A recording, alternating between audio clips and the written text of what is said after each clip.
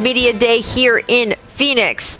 Finals game not been played here, gentlemen, since 1993. It has been a long road to Game 1 tomorrow night. Welcome indeed back to the show. I'm joined by Richard Jefferson, Kendrick Perkins, and guys, the Bucks also, it's been a long road. They are in the finals for the first time since 1974. As of right now, we don't know if two-time MVP Giannis Antetokounmpo will be ready to play in Game 1. Perk, how should the Bucks prepare for the finals with the health of their best player in question?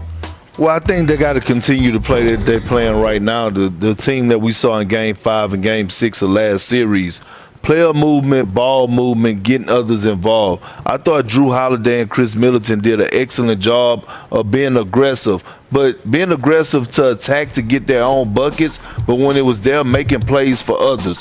Having Brook Lopez around the paint area, right, where he belongs. He's acting like Shaq right now, trying to dunk everything and snatching the screws out the rim.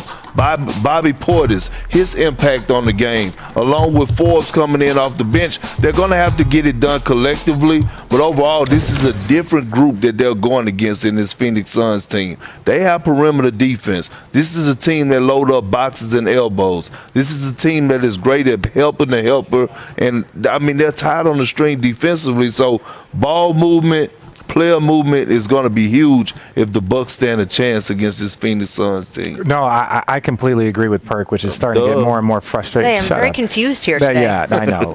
He says duh, but those are the words. That's normally what I hear coming out of his mouth every time he talks. Duh. But no.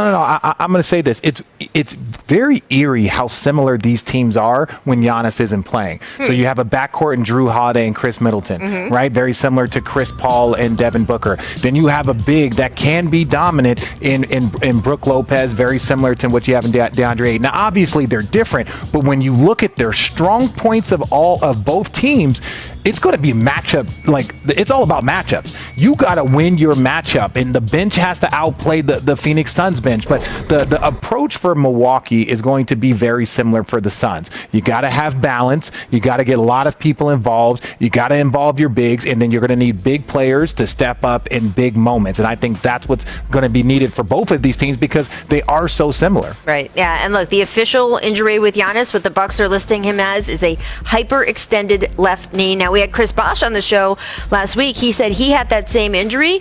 He would not expect Giannis to come back in these playoffs at all. But on the other hand, the Bucks for the last couple of games have listed him as doubtful, at least for the last game they did. Now, I don't know if that's gamesmanship or if there really was possibly a chance that he could have made it back out onto the court. We don't know how they're going to list him pregame tomorrow. But look, we all know how competitive Giannis Antetokounmpo is. We know that he has been, since he won his first MVP, he said, you can't really call me an MVP until I win a title, that he knows the importance of winning in the NBA. And for him not to be able to just automatically be there out on that floor with them today, it just must be so difficult. And his left leg is his takeoff leg. Just understand that. That's a little different when it's your dominant, all those Euros, all that long. When you're doing those Euros, your knee's not as stable. So that's something that how he plays can also contribute to how quickly he can come back. And it's a balance too, though, right? Because, Kendrick, we remember Kevin Durant in the NBA Finals 2 years ago, where I think Kevin was putting pressure on himself to play in addition to any outside pressure. Kevin Durant wants to be there for his team. He wants to show up. He has always shown up for his teams. We know that. So he, like any athlete at that level, wanted to give it a go, and we know what happens. So I'm sure there's a little bit of trepidation there with Giannis. On the one hand, it's the NBA Finals. Giannis has worked literally his whole life to get here, but you don't want him injuring something else, right? And then possibly being out for an entire year next year, the way we saw with Kevin Durant. It's very difficult. And that's a great point. And I always say, I tell this to people time and time again, that it's hard to win an NBA championship, but don't take for granted getting to the NBA Finals. Like, you don't never know if you'll ever get back there in your career, playing on the biggest stage, being able to be a part of, the whole ABC experience, the media experience, the whole, driving from the hotel when you're on the road with the security, like all that matters. And I think, you don't want to take it for granted because you just never know what's the possibility of you getting back to there. All right. Well, look, we're going to have to wait and see what happens with Giannis. I do want to discuss what's still going on with the Atlanta Hawks. Welcome back to Phoenix, Arizona, site of Game 1 of the NBA Finals.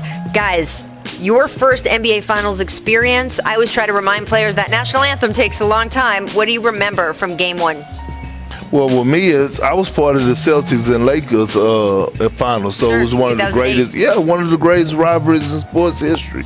I remember everything about it. It was golden. Yeah, well, I also was a part of the Lakers three-peat, so that was a lot of fun. From the other end. You know what it was? We were. You just got to go over the top. No, Go ahead. shut up. We were the team that didn't expect to be there. We were Right. picked to finish second to last, and we made it to the final. So it was the What? journey. You got this. That moment is really big in Yes. Game 1. That's what I...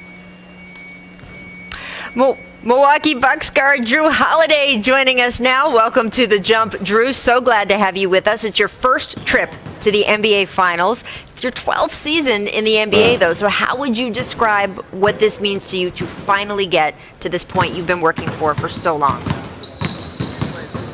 It's a blessing, man. It's something that I think I said earlier, every kid dreams about, just being able to get to this point and just having the opportunity to be here and fight for a ring, fight for that trophy. This is what I came to Milwaukee for. It's absolutely amazing. I mean, the fact that you have put so much time in, have been such an asset to so many teams. And the Bucks, they went after you. They made a big trade to get you on their team. It has paid off. Why has Milwaukee been such a good fit for you? Just the whole organization from top to bottom has been family oriented, and if anybody knows me, that's how I am. But most of all, man, it's about basketball. We don't have any extra stuff. We don't have any drama. It's about winning, and that's why we're at this point. What's up, Drew? It's your boy Perk. Hey, look, I'm happy for you, man. I'm proud of you. I know, look, I've been calling you out a lot throughout the playoffs, right? Because the reason being I picked the Bucks to come out of the East, and I figured you were the guy to move the needle. Giannis went out, and then you elevated your game. You started being more aggressive. What changed for you? I just thought it was a need, you know. Giannis does so much for us. He attacks the basket, gets into the paint, gets fouls. He makes plays out of it too, and defensively he does so much for us as well. So I felt like somebody needed to step up, and I figured that should be me. I kept on hearing my vet tell me to step up, so I had to do what I had to do. Well, I appreciate you, Drew. Thank you. Drew, I want to talk about some of your defensive assignments. You know, in the first round, you had Jimmy Butler. In the second round, you were chasing around Kyrie. In the finals, it's Trae Young. And now you're rewarded with Chris Paul and Devin Booker. How do you approach these defensive assignments, and knowing that these are great players, as are you, that they're going to score, they're going to have big nights, but just the same approach every single night? One is just relying on my teammates. Obviously, nobody could do it by themselves. These are the best scorers in the world, and to be able to do it by yourself is virtually impossible. So relying on my teammates, Brooke, Giannis, Chris back there, we always got Big Tuck, so they help me out so much. And then honestly, just being able to have confidence in myself. Just know that guys are going to go out there and they're going to have big games, but at the same time, I could do the same thing on both ends of the floor. Yeah, Drew, it's just been so spectacular watching you shine, seeing so many people watch you defend these guys, and how you are able to just go right at them on their level. It is one of the reasons that you have been named to the USA basketball team. It is a really tight turnaround, though, from the end of the finals to the start of the Olympics in Tokyo. We're on this crazy condensed schedule due to COVID. What concerns do you have about going straight from the NBA Finals all the way to the other side of the world? If you want to be completely honest, I haven't thought about it. Right now is the finals. Fair. That is fair, my right friend. now is the finals. Smart. I'm focused on being here. We got Devin Booker, Chris Paul, DeAndre Ayton. We got some business to take care of here before we go overseas. That is completely fair. We appreciate that. We appreciate you spending time with us here, Drew. Best of luck to you and to your entire family. I know you're going to have some of them in the building over the next few games, and we can't wait to see you all flourish. Man, thank you guys. Thanks for having me. All right, Drew. All right. Thanks so much, Drew. Coming up, we are going to talk a little bit more about the Hawks. They've reached a deal with Nate McMillan. Trae Young is about promising time. they will be back in the Eastern Conference Finals. We also have a distant replay we're giving